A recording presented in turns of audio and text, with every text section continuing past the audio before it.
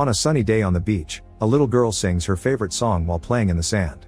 A woman named Eileen seems to be there with her, but their moments of peace and happiness keep getting intercrossed with violent images of soldiers shooting their weapons and Eileen screaming in pain. Suddenly, Eileen opens her eyes and realizes those images had been a dream. She finds herself sitting on a chair inside a room with no doors or windows, only pointy tiles covering the walls from beginning to end. Confusion immediately kicks in since she doesn't know what this place is or how she got here. To make matters worse, she barely has memories of her old life at all. An AI voice known as the administrator speaks to her through a speaker, giving her the first task: she must move the pencil within the allotted time. That's when Eileen notices a table with a pencil on top of it, and since her questions are ignored, she leaves the chair and painfully drags her body through the floor until she can reach the pencil and throw it away. As soon as the administrator declares the task has been completed, Eileen tries to ask again, but a buzzer rings and she passes out. After dreaming about the beach again, Eileen is woken up by the administrator, who asks her to move the pencil once more. However, this time Eileen has been chained to the chair, and her wrists are tied together. This makes her feel helpless and gets her to panic, so to make her cooperate, the administrator explains that if she doesn't complete the task, her daughter will die. That comment triggers a series of memories on the beach and Eileen finally remembers that the little girl is her daughter and her name is Eve. Getting more desperate by the second, Eileen demands to know what's happening with her daughter, but since the administrator ignores her, she has no choice but to complete the task. Untying her hands proves to be impossible even by using her mouth, but thankfully she quickly comes up with an idea. She takes off her shoes and ties them together to throw them at the pencil, managing to push it off the table. Once again, the buzzer rings as soon as she's done and Eileen gets knocked out again. This time, she can see the dream properly, and she finds herself resting on a beach while Eve plays with the sand as she sings.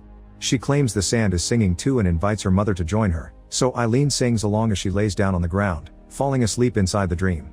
When she wakes up the next time, she's sleeping on the floor, matching her dream.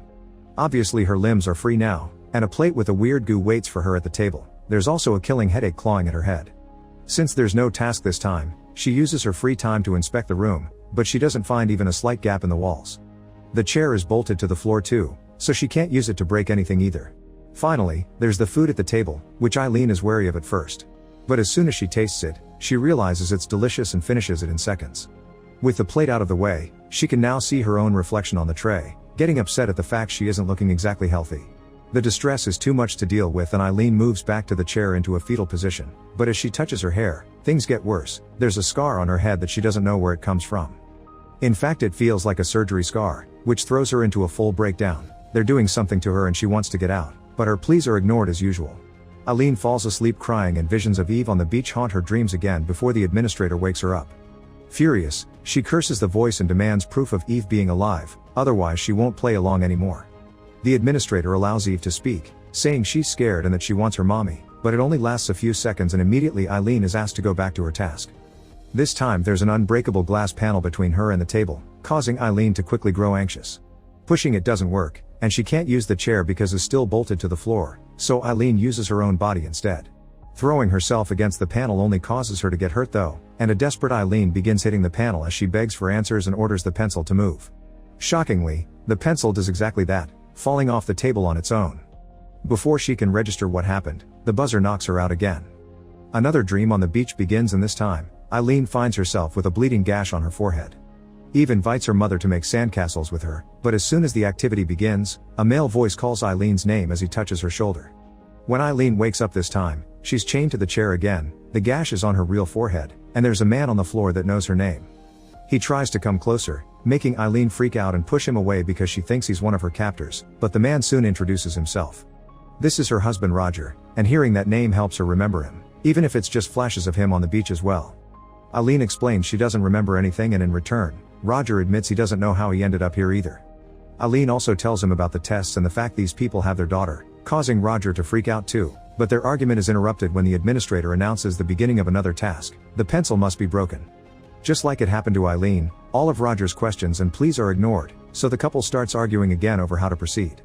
Roger isn't tied up and grabs the pencil with no issue, but an alarm begins ringing to scold him for it since Eileen is the only one allowed to complete the task. The pencil is returned to the table, but Roger isn't considerate and instead of helping Eileen think, he keeps yelling at her. This builds up Eileen's fury and when she yells back at him to make him shut up, the pencil floats up and breaks in two. Roger is in shock, and he notices Eileen's ears are bleeding before the buzzer knocks her out. The beach dream includes Roger singing along with Eve this time. When Eileen wakes up, there's food for both of them, and her husband is doing the same pointless search for a gap around the room. After pointing out he's wasting his time, Eileen expresses her wish to play along with the tests for the sake of Eve's safety, but Roger doesn't think they can trust these people to keep their promise. He also brings up the subject of Eileen obviously having powers, which she refuses to believe. She's still in denial and thinks it's all a trick. To prove his point, he mentions all the times things broke around the house when they fought, triggering another memory in Eileen's mind. They fought at the beach too. Eileen realizes fighting has always been part of their relationship, causing Roger to calm down a little and be more supportive to avoid more arguments. After having some water, she lies down on the floor to try to sleep, ignoring Roger's pleas to eat something or discuss the subject of Eve. The beach dream finds her laying on the ground too, making Eve wonder why her mother looks so tired and why she keeps going away. Eileen swears she doesn't want to leave before joining Eve's game, but as soon as the girl asks about her daddy, she disappears and leaves Eileen alone, yelling her daughter's name. The yelling continues when she wakes up chained to the chair, but Roger quickly helps her calm down. Eileen's having another killing headache, and when Roger checks, he confirms something is under her skin on the spot with the scar. Before they can discuss the implications though, another task is announced. A ball must be put inside a bucket. Tired of all this experimenting, Eileen yells again to complain, but Roger reminds her of Eve and encourages her to use her powers. Eileen still thinks it's stupid, but even if she did have powers, she can't exactly control them. In order to practice, Roger comes up with an idea. She should use her powers on the screws that keep the table bolted to the floor. Thanks to his guidance and lots of concentration, Eileen manages to gain control of her powers and take out the screws one by one, allowing Roger to push the table closer. Putting the ball in the bucket is incredibly easy now, even if it does make her ears bleed again. Sometime later, Roger apologizes for behaving so controlling and only thinking about himself, blaming it on the stress of the situation. Once Eileen accepts the apology, Roger makes some jokes about the food goo that has appeared on the table again, and it reminds Eileen that he used to joke like that with Eve too. This brings back another memory of the beach. It turns out they took Eve there for her birthday because she loved the beach, yet Roger spent most of the time sleeping instead of playing with his daughter. Trying to avoid another argument, Eileen doesn't mention this last fact, and Roger comes to the conclusion that whatever they put in her head must be blocking it all out. From then on, the couple drops all complaints and follows the tasks to avoid trouble. Each task grows in difficulty, from turning a page to building a whole sandcastle, but Eileen passes them all thanks to lots of practice, concentration, and Roger's support. Her ears bleed every time yet she doesn't get sick, and both of them are kept active through the food goo that appears in the room every now and then. Things become really tense again when the next task involves putting together a gun. Roger guides her by reading the instruction manual the pieces came with, but he's nervous about the meaning behind such an object and can't stop rambling in such an annoying way that makes it hard for Eileen to focus. After she asks for peace, Roger sticks to the instructions, but when he corrects her for the 10th time, Eileen snaps and calls him a control freak. This triggers another argument that makes Eileen remember they argued badly on the beach too and causes Roger to blame her for his alcoholism. He realizes what he said as soon as the words leave his mouth and tries to apologize, but Eileen won't take it. This happened a lot in the past. He would freak out and insult her to then promise to never do it again, yet that promise was never kept. Finally snapping with anger, Eileen finishes putting the gun together and shoots it, only managing to stop the bullet right before it hits her husband because he desperately reminds her they need to save Eve. As usual, the buzzer rings and Eileen passes out to visit the beach dream. Eve is halfway done with her sandcastle yet she thinks they'll never finish without her daddy's help. And when Roger does come closer he ends up destroying her progress. He claims it was an accident, but judging his expression, Eileen can't bring herself to believe him. When she wakes up again, Eileen doesn't speak or move, she stays on her chair while staring into space. It isn't until Roger touches her that she reacts and admits she's cold, thus Roger gives her his jacket and finally convinces her to eat something. To improve her mood a little, Roger tries to plan all the fun things they'll do with Eve once they reunite, prompting Eileen to ask for stories about their relationship since she can't force her memories to come back. Eileen had been studying to be a physics teacher and Roger had been a singer in a rock band, but he quit and got a real job when Eve was born. Hearing these anecdotes makes Eileen laugh after a long time of not doing so, and both of them apologize for all the arguments they've been having. When Eileen grabs the water to have a sip, she heats it up by just thinking she wanted something warm, showing she still has a lot to learn about her powers. Then she rests her head on Roger's lap and before falling asleep, she apologizes for something, but she isn't sure what for. Her family isn't in the beach dream this time, but there's something weird buried in the sand. As Eileen starts digging, she finds Roger's ring finger and Eve's sandal, but before she can understand what's happening, she falls back as the sand begins burying her too.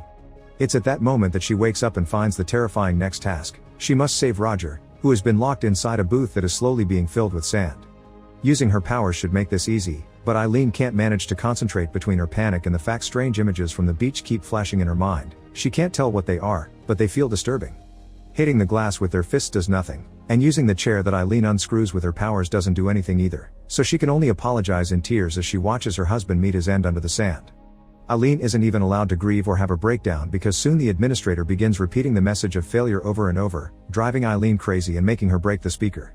As more memories of the beach flash in her mind and show her screaming there too, a door finally opens in the room and a group of soldiers comes inside to take her away. After everything that happened though, there's no more cooperation from Eileen. She has finally snapped and is ready to find her daughter no matter what it takes. Using her powers, Eileen kills all the soldiers, alternating between quick deaths and slowly making them suffer.